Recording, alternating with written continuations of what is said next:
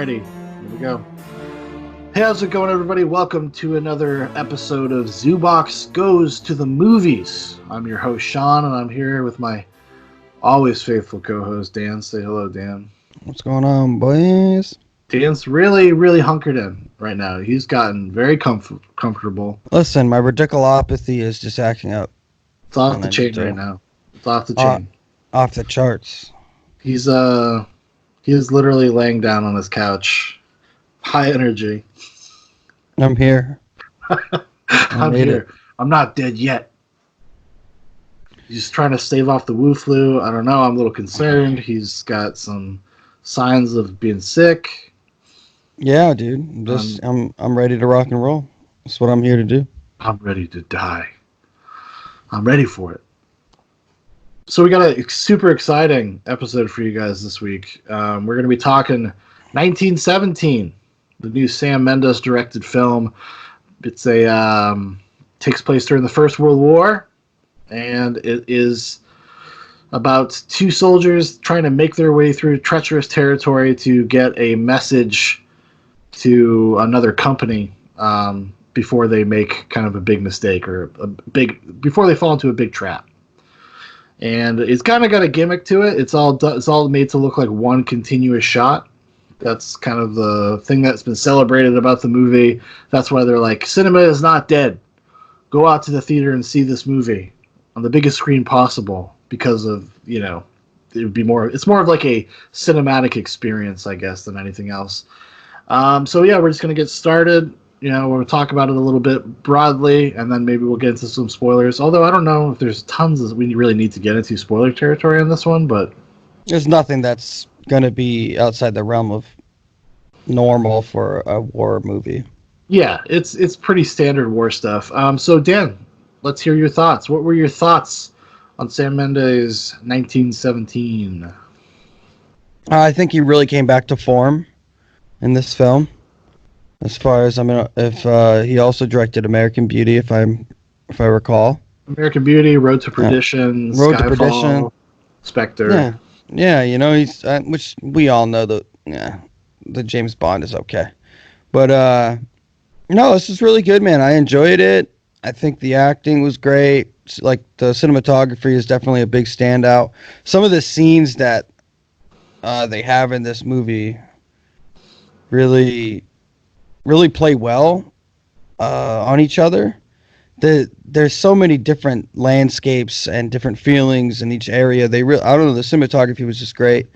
Not that there's many characters in this, so there's probably only really 5 main, they're not main characters, but there's obviously 2 main characters, and then there's like 3 sub characters. There's not even very many speaking roles, even though it takes place amidst like a lot of people at times. There's actually not a lot of like if you don't know much about World War One, I don't know if it would fall flat. I mean, I'm not a World War One expert at all, but it does not really give you much of anything. It's about kind of more the visceral experience that these two guys are going through. Yeah, and their immediate journey. It doesn't kind of make any commentary in a broader sense about the war or what people go through. No. It's literally about the experience of these two people going. That's it. Yeah, and even these guys themselves are not the most well-drawn characters. And I don't think they need to be, because I guess that's kind of what they're going for. Is so that it's like anybody could be in that position. You could see yourself in that position, or somebody else, Well, the thing that it reminded me of the most, and I had heard this before I saw it, was that it felt very much like a video game. And actually, when I didn't really understand that until I watched it. And then I watched it and I was like, oh, this does kind of feel like, in a weird way, a video game. I can see that. The perspective of always having that camera, that single shot take, you're always like behind them. It kind of moves. The camera almost moves like you would if you were moving a guy through an area, like a third person perspective, if you were playing like a stealth game or something like that.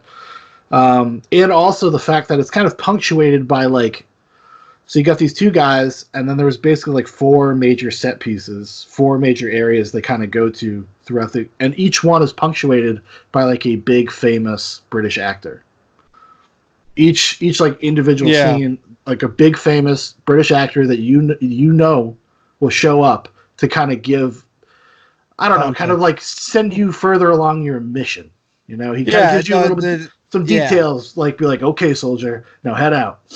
Yeah, I can see that determination being made in ways, but the way that they designed to shoot the movie probably just because that's the great thing about video games is that it does, especially modern video games, where you have it's that continuous shot. Like it is a Yeah, continuous yeah. shot, you know. Even if you have a cutscene nowadays, the cutscenes basically bleed into the game. There's, you know what I mean? Like Well, when you play yeah, there was one game actually in recent memory that did the one shot thing, and that was of God of God of War. War, yeah, I was just thinking God of War was a really good example of that. But I don't know. It never felt.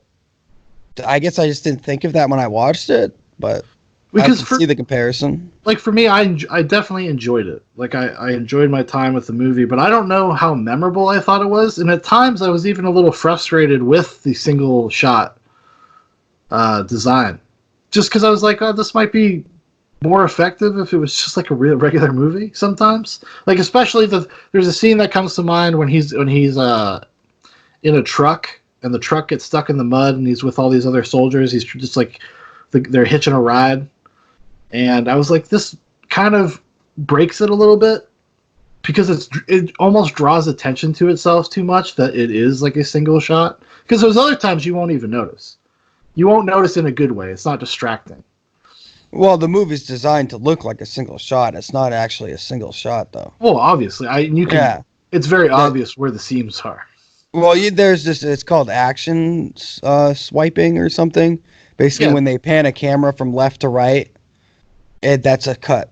Well, usually when they'll go close up onto like a uniform, or they'll pan across, like you said, from left to right, like across a house. There's a scene where they like walk through a building, and when it's panning across the outside of the building, they're inside, and they come out the other side. It is too high to cut. That might be true for that example, but I watched a 15-minute video on the cinematographer of 1917, and he was discussing that most of those, the average scene is about 2 minutes. Yeah. The average like scene, like they did do a lot of which is a long shot for most films, but they hit it through action. So if you see somebody like run through the scene, that's a cut or whatever. Yeah, because like you said, they're action swiping. They're using the physical, either the body or a building or something to actually make the swipe. Yeah. Yeah, it was pretty cool. It was just a cool technique to make it look like that. That's it's really interesting. But hey, the movie, I would give the movie, if I had to give it out of 10, I don't know. I mean, or do you got anything you need to say about it further? I don't know if there's really anything major I need to say about it further. I thought it was a gorgeous looking movie. There's a sequence when he's like in this they're in this like hussed out village that's burning. Oh, the night scene. Yeah, it was that's excellent. Just wild. It was amazing. Some of the best like movie moments of the year. Like, that's really great. Dude, that shit is. Could you imagine? I kind of had this feeling when I was watching. I'm like, you ever play hide and seek with like your friends? Yeah. And like you're it or whatever, and that's what it felt like. Just like he is just trying to get the hell out of there, and there's no direction. There's no. The chaos of the moment is there. And everything's on fire. It's got this gold illumination. Yeah, and it awesome. Gives this interesting thing where everybody's coming in and out of shadow, and it's almost like hell or something. Yeah, like totally. It's 100%, and I think that's probably on purpose. Obviously on purpose. Like, design. He's like, it's almost kind of got the structure of the Divine Comedy, kind of like this descent into hell. I was thinking more of like the epic, like the epics or the Iliad and stuff, where they go on this long journey. Yeah. Or something. It was just, before we get into, I guess, what we would consider spoilers. Although I really don't think you can spoil this movie. Well, I think there's one major plot point that could be spoiled, and I don't want to ruin it for anybody, Yeah. But there, there's that one major one. Yes, I think. Sure. I would give mine. I would give it an 8 out of 10. I would say 8 out of 10. 8. It's like in there for me. It's in the ballpark of definitely 8. I would probably, for me, I'd probably do a little lower. I'd probably like 7.5, 7, because I don't know if I don't feel compelled to like ever watch this again. Like I feel like I got my experience. There was a few moments I found very memorable, and while I would say I wasn't like bothered by the movie, I wasn't like actively hating it or anything. It didn't make me feel a whole ton. I was like, oh, this is a really cool like experience or special effect. Like that's what I felt like the whole time. I was so that single shot thing. If I were to be honest, I found a little distracting because all I kept looking for was like, where are the transitions? How are they doing this? Like that's what I was thinking the entire time. Maybe you should watch it again. Just so you don't think about it. Because I didn't think about it too much. I mean, the only times I would notice it when I was like, oh, that's a really cool way they probably did that. Yeah, like that was really cool. Like even simple stuff like going from being perspective of like when that truck gets stuck, they're in the truck to out of the truck in one shot. I was like, that's pretty neat how they did that because it's so seamless most of the time. To me, I was like super distracted during that point. Well, I don't know. I don't watch it again. I don't know. You know, it's not like I said. It's not a detriment to the movie because I think the movie isn't really about like making you have like some incredible emotional experience. It's supposed to just like kind of put you in the shoes of them, and you're just supposed to feel as rushed and as crazy as those characters feel. You know, while they're trying to get to where they're going. Yep. But I agree. Yeah. I really, it's definitely a go watch. Definitely watch it. And if you can, go see it in the theater. I think that would be the best way to watch it. But if not, I don't know, turn all the lights off in your house. Get next to that 17-inch monitor. Pull it up on your iPhone. Watch it. Have your fucking headphones in, ready to go. Yeah. No, it's good. It was good. I guess we'll get into the spoiler territory now.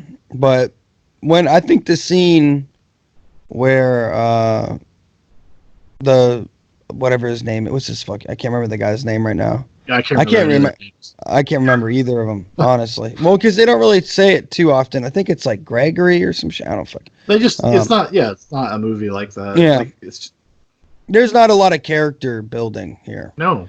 Not too much. I think those actors. The beginning there is. I do think the actors do a pretty good job of giving you the sense of the kind of people they are. But I think what they're trying to impart mostly is that these are really young guys. Like these are boys. Yeah. And that they're immature in the way that boys are. They really kind of don't understand the gravity of what they're doing and the situation they're in totally. They just don't have the maturity level for that. And I think I think that was probably part of the subtext of the story about the kinds of people that are actually fight these wars. Well, there's a reason why though the young man is the person you want there. That's why. That's like would be one of the examples why you would want someone in that situation because young people too stupid or too bold, like they're not bold or they're too bold to know. You're naive. And they think they're invincible, yada yada, all that stuff. But I didn't get that feeling really watching it because before they even leave, dude, the guy's like, why? What are we doing? We should wait for nightfall. Like, what the hell? What's the rush? But that plays into this immaturity, like, because they don't understand the gravity of the situation. Yes, they do. I think they do. I think the guy was going, dude, my brother's there. Yeah, that's part of the arc. But that's what I'm saying. Like one of the guys has a brother that's in this battalion or company, whatever, that has 1,500 people that are going to go march to their deaths, and ultimately his brother would probably be killed too. Because in that situation, if I get how I didn't look up the British structure of their military, but I'm pretty sure that younger guy was in charge. He was the lieutenant, which is I think like they're lieutenants. Yeah, but that's why he was chosen. He had to pick somebody. No, I know. So he picks his buddy, and his buddy's like, "Why the fuck did you pick me?" Like, and he's like, "I thought this was going to be a dick off mission. I didn't think we were going to be doing something serious." Well, but that comes later. But no, what I mean, I don't think anyone you would have went. You would have been like, fuck it, dude, we're going. No, but what I mean about the gravity of the situation, which was like leads into the spoiler, the really only thing you can spoil about the movie is that the guy who has the brother in the other battalion or company, I don't know what they call him over there, Whatever. dies. And he dies because he's naive and he doesn't like understand that like, no, this is a fucking bad guy. Like this is not somebody to trust.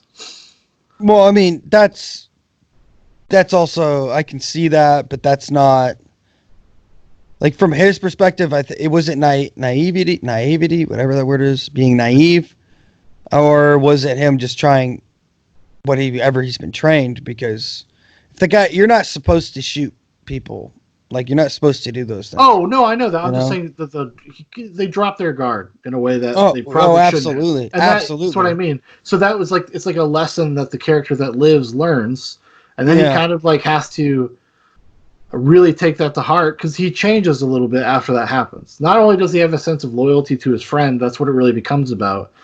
It becomes about this loyalty he has to his friend and actually delivering this message and saving his friend's brother. That becomes part of it.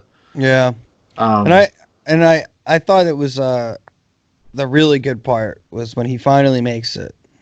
He got up and he ran in the open field and he's rushing down the line and he gets there to Benedict Cumberbatch, And the guy he's like, whatever. He's just kind of like, well, get the fuck out of my face. Like after he tells him. Yeah. And I was sitting there, I was like, yep, that's exactly how it would be. Because that guy is like some colonel or some high-ranking guy, whatever. And you're just like, what a scumbag. Like, he's mad, he's upset. Yeah, he's mad he doesn't get his war glory. And that's kind of something that Mark Strong, the other one of these big British actors, that he tells him, he's like, make sure there's people around when you tell them this. Yeah. Because you got to make sure that other people know this is what the deal is. Yeah. No, that was really interesting.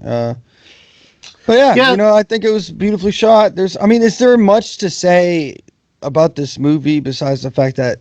No, it's incredibly straightforward. Like it doesn't have much subtext. It doesn't really have. Other than the fact that you kind of start to understand like this is an incredible sacrifice. Imagine being in fucking war during this time, like horrible, awful, and I like, think, hey, dude, take this fucking letter, handwritten letter, and just fucking deliver it to somewhere that's like 40 miles away. Yeah, even just basic communication was that difficult. Oh my god, yeah. You know what I mean? And dude, do you know what scene was really good though? When they're in the fucking cave and the rat trips off the mine. Yeah. Oh, dude, that shit's epic. And it's just like, I can't say. I was like, oh shit. That scene was really good too. There wasn't, like you said, the set pieces were really good. Well, that's all. It kind of is a series of set pieces, and there is with a little, like I said, like you would have your before mission briefing, and then he goes on his next mission. Even like the part when he leaves those guys in the truck when he gets dropped off there, like it becomes a video game again. They're like, it turns into an Uncharted video game where he has to like balance himself to cross the bridge that's blown up. Well, I mean, it would make sense. You wouldn't want to get wet. No, I know that, but what I'm saying, that is exactly something that would be in a video game, because in a video game... you're thinking like way too... You should... Why do you watch things about movies? I can't do that. Hold on. You ruined it for yourself. You ruined it for yourself. You do this every time. Why did I ruin it? Because... What are you talking about? Because you just... What do you mean, the video game? Shaun, what would you do? No, if you were making a video game, okay, and the level starts, you would not let your character just walk across a bridge. They would have to do something. The player would have to do something interactive to get across a bridge. So the movie kind of has moments that are almost designed in the same way that you would think of, like, oh, if this is the beginning of a video game, or this is part of a video game. Are video games more like movies?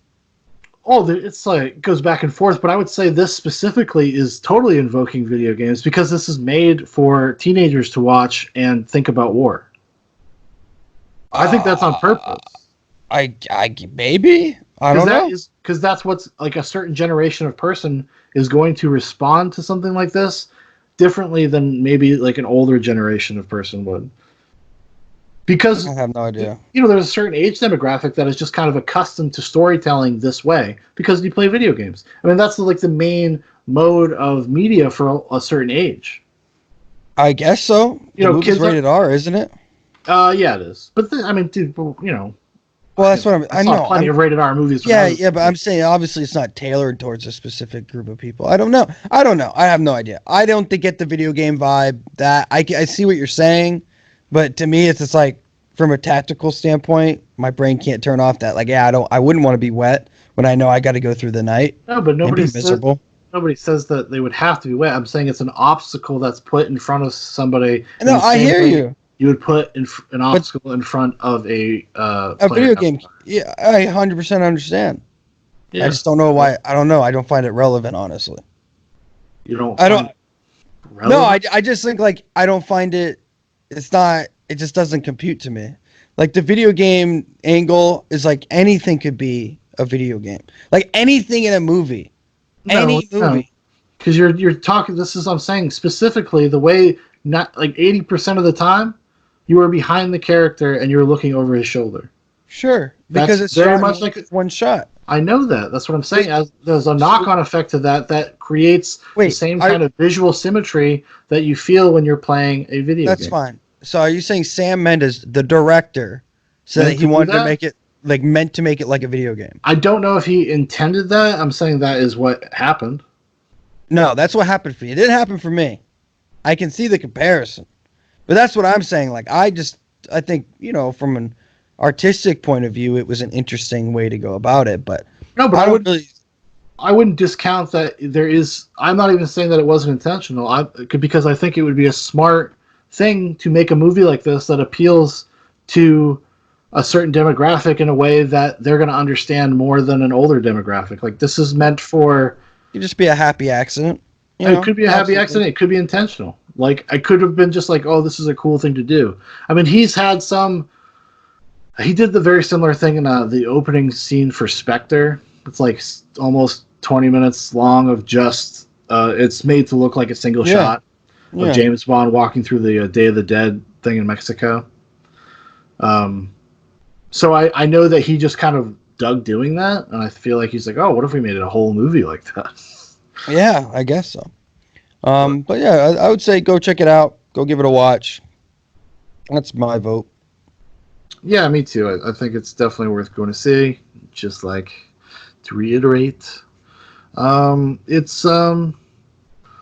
definitely has some of the best sequences of the year. I wouldn't say that it's going to make my top 10. I mean, it's still pretty early in the year, but I don't know if it'll have legs for me, but definitely some very memorable sequences, and obviously a lot of cool craftsmanship if you're into how movies are made and stuff like that. I think there's some cool stuff to look into or just kind of witness from that perspective.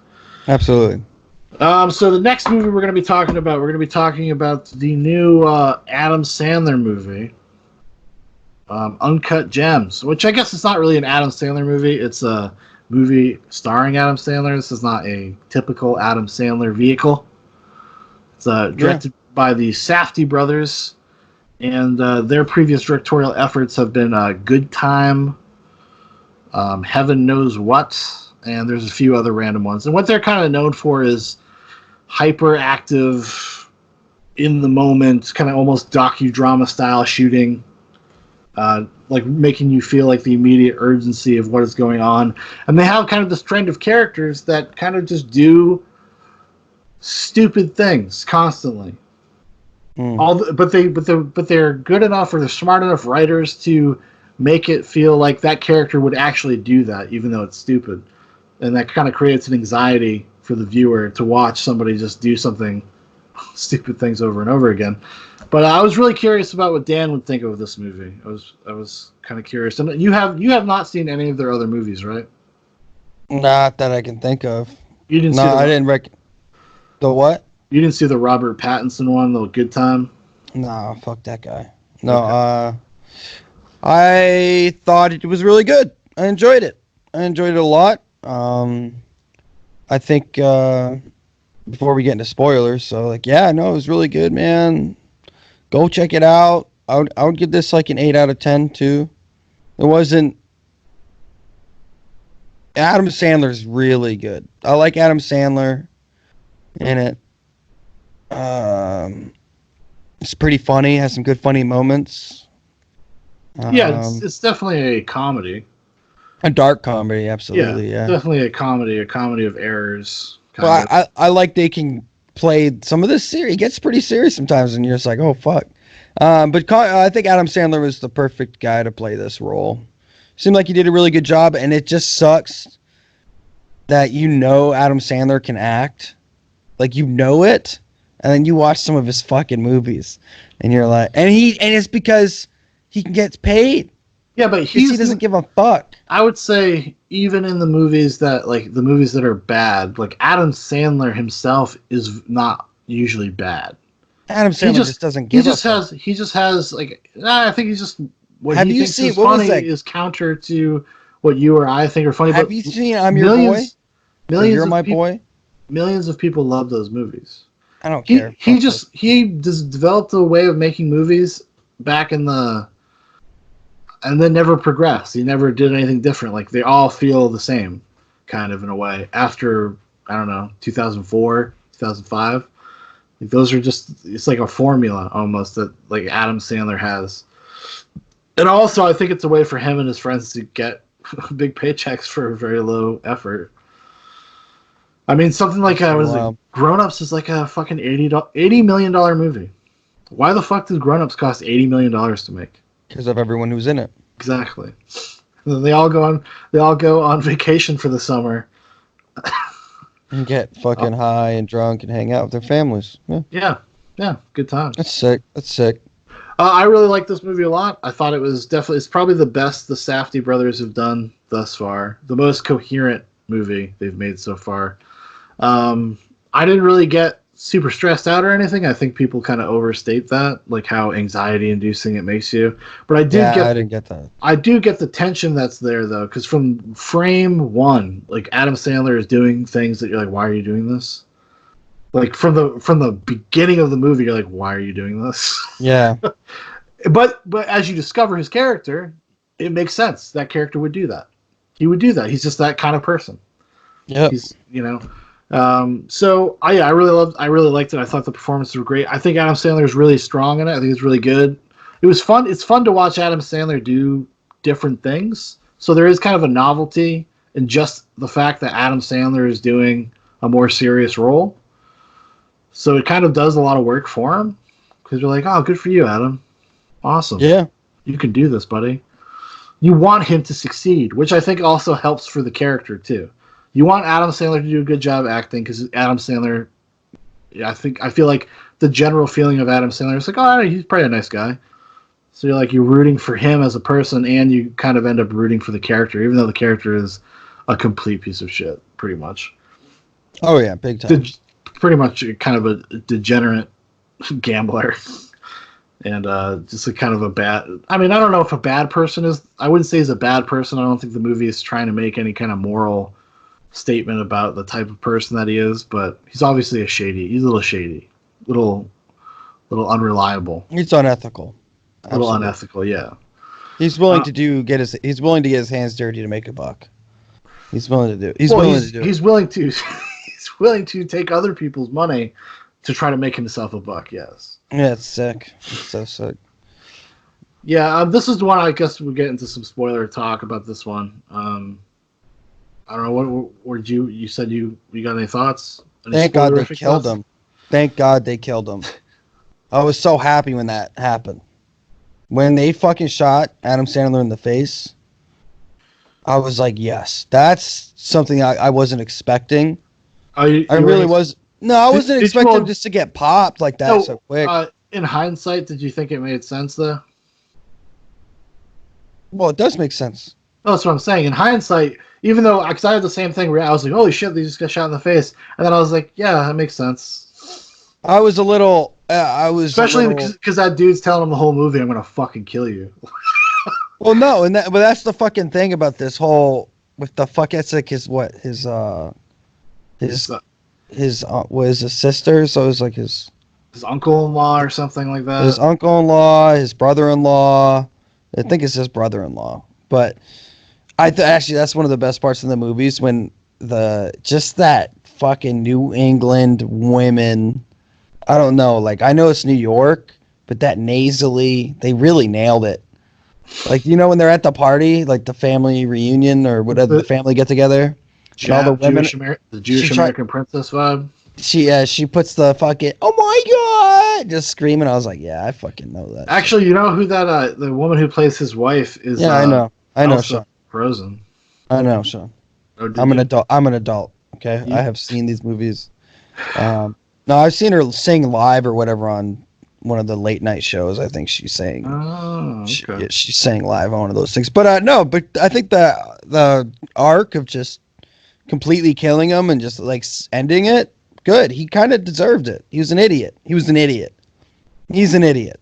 No, that's what I mean. From frame one, you just see him. It's like I don't think he's stupid, but he's so compulsive. He has no control, like over like the stupid shit. I mean, not no control, but he's already in the bag when you meet him. Yes, he's already like up to his eyes, and you get a sense of that. And then the first thing he does, he's borrowing somebody's championship ring, and then he goes and pawns it, and then he goes to make a bet, and then he wins big. Then he wins big on the bet, only to find out that his brother-in-law forced the bookie to cancel the bet, so he didn't actually win big. And then he has to get the ring back. And then he has to try to get his opal back from Kevin Durant. Kevin Garnett. Garnett. There you go. Yeah, he was on the Celtics. Yeah, that shit was pretty great. I mean, I don't know, man. Like, just Adam Sandler's good. Everyone's really good in it. There's nothing that's bad about the movie, I would say. No, I think it does a really great job of escalating things. And the tension is always there. It's slow, like, and but it still has room to breathe. Which is when he fucks over his dad. He fucks over his dad in the auction for like $190,000 or some shit. Yeah, you're like, fuck. Yeah, and then it forces him to make another like sideways deal with somebody to try to get some of the money back, and then. Well, they made it with Kevin Garnett. Yeah, I know that. Then he went and took all the money and threw it on the fucking Vegas shit. You're like, what the fuck? And he did, and you knew he was gonna pay off. Like that was the part I knew was like, of course the Celtics are gonna win Game 7 against the Sixers, which they did in real life. I'm pretty sure. That's why I remember. That's why they put it in 2012 because they wanted to use like a real game, a real event or whatever. Yeah. And then he goes in, there. The only part I was not expecting was them to fucking schwack Adam, and that's why I loved it because it skirted my expectations. It was pretty awesome. Actually, we talk about Adam Sandler's performance a lot, but I would say pretty much everybody across the board in this movie is really good. I love the Russian dude, not the Russian dude, the mobster guy. The one that brother-in-law works for the brother-in-law. Yeah, the two of them. The guy that's not bald. The guy who works for the brother-in-law is actually another really great actor. Trying to remember his Bogosian. Can't remember his full name for some reason. Call him Bogosian. But he's a good actor. He's been around forever, and it's just cast really well. In the terms of like everybody feels memorable and specific. Eric Bogosian. He was famous for like. Have you ever seen Talk Radio? Old Oliver Stone movie. Nah, I can't think of it. Fucking fake movie fan. Absolutely. Fake movie fan, dude. Confirmed. But that's what I really appreciate in these kind of movies. It's kind of populated with like very memorable faces. People that just the casting does all the work for you, almost. You kind of just get a sense of them just because of the way they look. Yeah. The kind of person that they are. Like, like you said, the Eric Bogosian's like his henchmen, whatever you want to call them. You look at them and immediately you know what they're about. Yeah. You know what kind of dudes they are. Yeah, absolutely. We've all met dudes like that. Like that scene where they go strip down fucking Adam Sandler and throw him back in his trunk and lock him in it. Mm-hmm. That's so great. Yeah. This whole movie just whenever I think about it, it just makes me chuckle. It's a really good movie, man. I enjoyed it. You know, I would say definitely give it a shot. If you're a fan of Adam Sandler or a fan of I guess you could say, fuck, what would you say this kind of movie is? What kind of movie is? It's like a drama thriller. It's got thriller. I wouldn't say it's like not like a thriller. It feels like a heist movie sometimes. Yeah. Like heist-ish. Feels like somebody's getting away with something. Yeah. Yeah, absolutely. I guess it's kind of got the heist-ish structure. It's got a vibe to it. Got like a thriller tone, like a vibe in the sense of like this constant escalation, and you just know it's like a crime thriller. At some point, the other shoe is going to drop. Like, yeah, and they successfully, I would say, from about halfway through the movie, make you feel like that the entire time. Like you're just waiting for the shoe to drop. Yeah, because it has to. It's like the law of averages. Just like something has to happen. Something dramatic has to happen. Absolutely. And I think it does a good job of balancing everything. It does a great job of balancing all of the characters. Because even though Adam Sandler's a star, there's a lot of different people coming in and out of the story constantly. And I thought it did a good job of kind of letting you know where all the pieces were at any given time of the story. So you could kind of easily track why you should feel tense about what Adam Sandler is doing. Because and which is, it could have got lost. And if that gets lost in terms of like where the other characters are at relative to Adam Sandler, then the movie really wouldn't have as much tension. You wouldn't feel the ticking clock, if you will. No, yeah, that's a good point. I think that's a real good point. I think, just like in the same way that we talked about last week when we talked about Richard Jewell, the opening scene for Richard Jewell, when he finds the bomb package, like that movie did a really good job showing you where everyone was. You had like complete spatial awareness. You knew where characters were relative to the bomb, and it made you feel tense. That it builds the tension really well that way. And I think Uncut Gems is a very similar thing, just on a much broader canvas, much broader kind of, obviously because it's not in the same place, but yeah. Anyways. Yeah, Uncut Gems is it's totally worth your time, in my opinion. I don't think it's going to be for everybody. I have a feeling a lot of people are going to be very kind of split down the middle about this.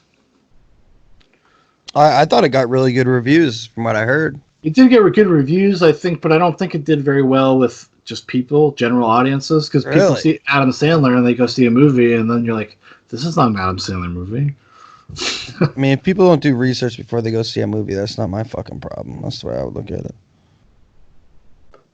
You know what I mean? Yeah, I agree with that. But I mean, but people that saw it, if you were just like a casual Adam Sandler fan, I don't know if you would like this. I don't know. It's definitely not gonna. It's not like his other movies. So it's better. Yeah, I think it's better. Definitely. Yeah, 52% audience score. That's shocking. Do you really think that's shocking, though? Are you really shocked by that number? Yeah. Because it's not it is I don't know. Like, I